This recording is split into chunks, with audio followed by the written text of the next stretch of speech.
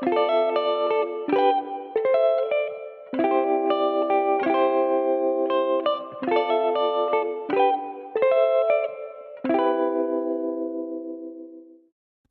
everyone, so in this video I'm doing some sort of a rescue because I have I had this Tolumnia for I don't know more than 3 months already I think, and 3 to 4 months, and since then it has never um produced any new roots. It has produced many new growths but not new roots, and I'm a bit worried, and most of the new growths are really fragile, as you can see in this video, or in this repotting, rescuing stuff I'm doing right here. I broke many new growths, but it's fine because there are still tons of them, but most of them are really susceptible to rotting for some reason. I don't even know why. I don't even, um, what do you call that? I don't even water them too much. My other Tolumnia, the Tolumnia Big Bang, is doing really well. It is also mounted. It's still flowering right now from the secondary spike that it had produced. And the Tolumnia Big Bang is doing great. It has new roots, and almost all the new growths has new roots. And I don't know why this specific this Tolumnia red spread is not doing anything in terms of root growth. So I have decided to just pot this up, and right now, as you can see, I'm detangling some of the roots because I'm planning to remove a small portion of it and pot it separately, because I cannot pot this up in one pot due to that small portion there being buried into the media. So I removed it, and that's basically it.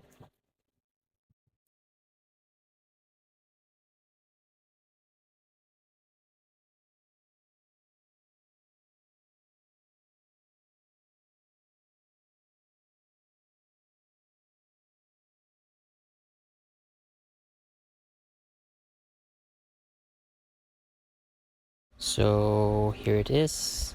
After quite a while of fighting with the roots, detangling them, I managed to remove them, and these ones, they're like old fans which has still held on and not died. They still have leaves, so I tried to salvage them.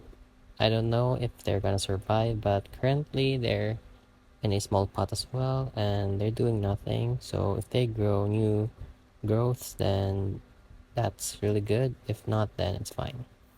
So at this point, I'm spraying, or rather refilling my spray bottle with hydrogen peroxide to disinfect the whole plant.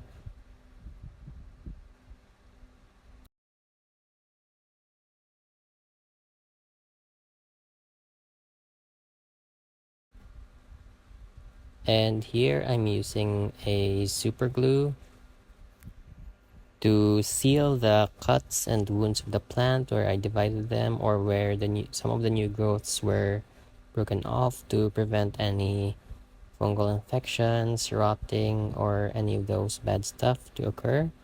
And my advice is be very careful where you put the super glue, because it might go on top of some of the nodes or the available ice where new growths and roots grow. So it might accidentally seal it off and prevent it from growing. So be very careful and use as little as possible, so that it's gonna be safe and no accidents will happen. So I use super glue rather than candle wax, because candle wax is really hard to maneuver, if you will, and I don't have any cinnamon, so that's why I use super glue, and so far so good. It's quite effective.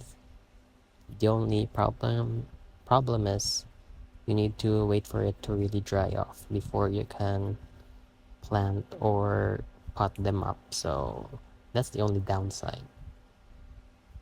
But in the end, at least the wound is really sealed and actually it doesn't desiccate, unlike um what do you call that? Unlike the cinnamon powder. Yeah. Using super glue doesn't desiccate wounds or the plant portion of the plant. So that's one of the pros of using super glue. So here I'm using what do you call that?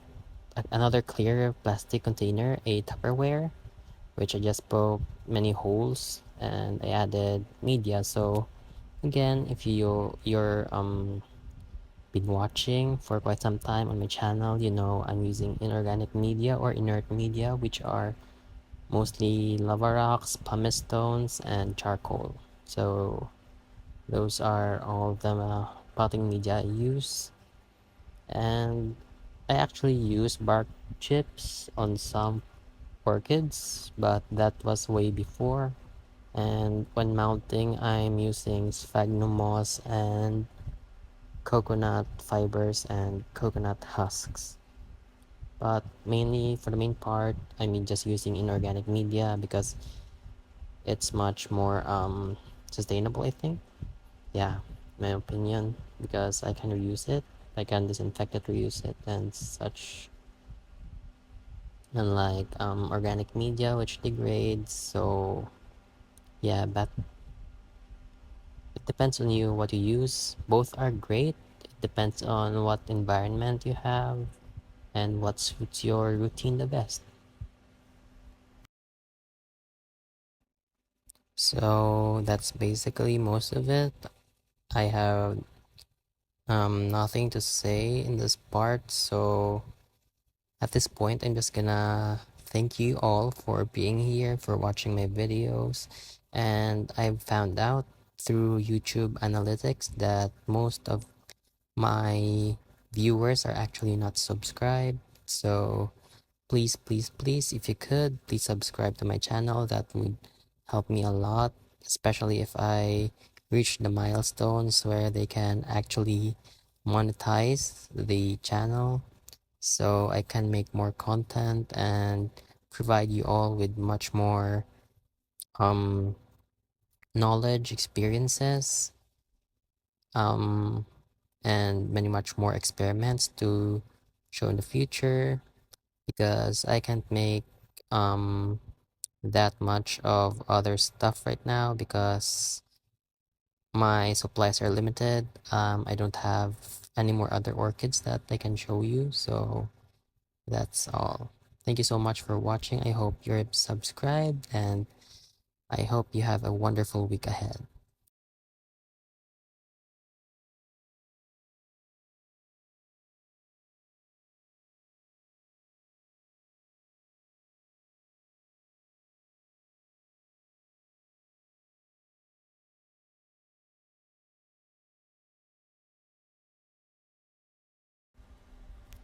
And here in the second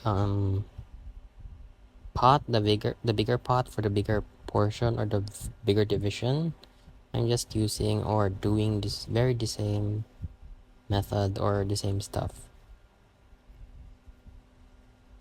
I'm just using the charcoal as the filler so that I won't use too much of my lava rock medium, so it won't be too heavy for me to hang on something, because if I use pure lava rock it will be very hefty.